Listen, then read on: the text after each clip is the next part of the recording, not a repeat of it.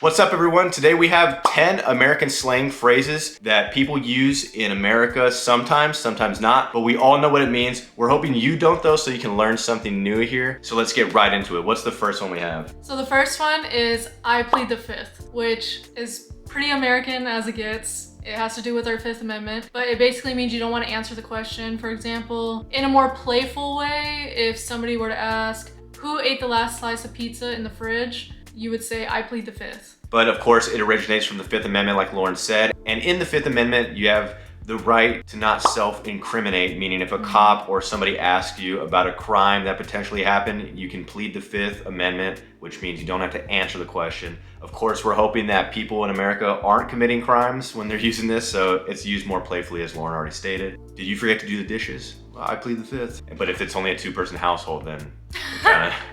Another one is get carded. Now, we're not talking about soccer or football, as some of you call it. We are talking about being ID'd at a bar or club. So if you have a friend that's already in the club, you're calling them up, hey, you should always take your ID, but let's just say for the sake of the story, I forgot my ID. He's gonna be like, damn man, tough luck, because they were carding at the door, I got carded. Meaning they asked for my ID. You guys might just say they asked for ID. But also a big reason I think that is here is because it's 21 to get into bars, it's 21 to buy alcohol. In a lot of Europe, it's 18, and I think some places 16. America's super strict, 21 plus. All right, the next one is John Hancock. For those of you who don't know, John Hancock is the first guy to sign the Declaration of Independence, and his signature is very prominent, very large. John Hancock, we use that as put your signature. That one's definitely an older one, I think. I don't think you'll hear very many Gen Z or millennials saying that. Sounds like a Gen X or boomer type of deal. Go big or go home.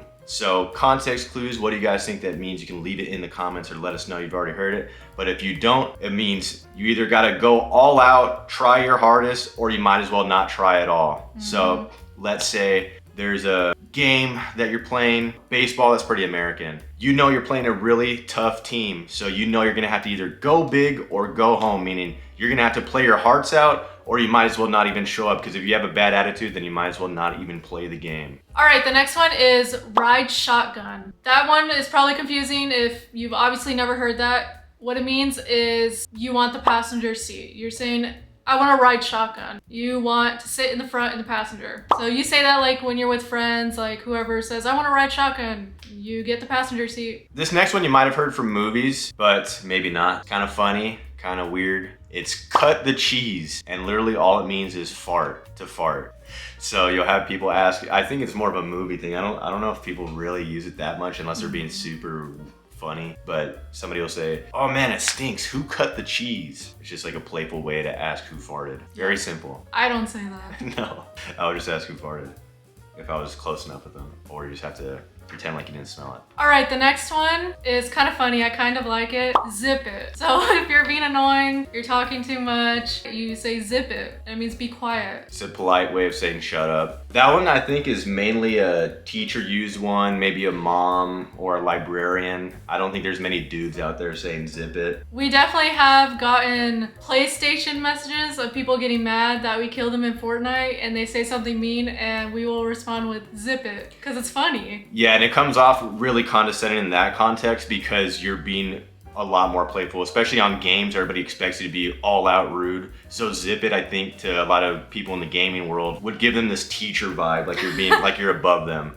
But usually it's used for kids or just a teacher saying to their students like, guys, zip it, we need to be quiet. Another one that sounds kind of weird when you first hear it, because it sounds like we're talking about guns again, but we're not, is shoot the breeze. No, that doesn't mean to literally grab a gun and shoot the wind. It means we're having a conversation, a casual conversation. Let's say your wife or somebody is asking you like, what'd you do when you went over to Phil's?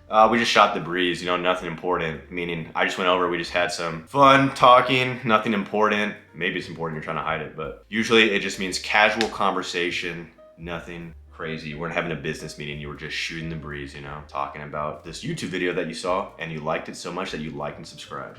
All right, the next one is throw under the bus. Like, to throw someone under the bus means, say you get in trouble and the police show up and your friend did something bad, but your friend isn't admitting to it. If you were to just tell the police officer, yeah, it was my friend that did it, you just threw your friend under the bus. And obviously that was a more serious example, but you can use it in playful terms. It's not only serious, it can be playful. Final one is crack open a cold one. I think you guys can probably guess what that is, but I think it fits really well with shoot the breeze because you're probably going to be doing that too. So to add on, a very American way of saying this would probably be, oh, is that my friends? We were just shooting the breeze after we cracked open a cold one. Probably cracked open more than one cold one. But what that means is literally just to crack open a beer, open a beer. You probably would say grab a pint, grab a beer, grab something else. Maybe there's another slang term you guys use. Shooting the breeze and cracking open a cold one usually go together because usually you just shoot the breeze after you drink some beer. Oh, I do have a bonus. You want to hear the bonus? What's the bonus?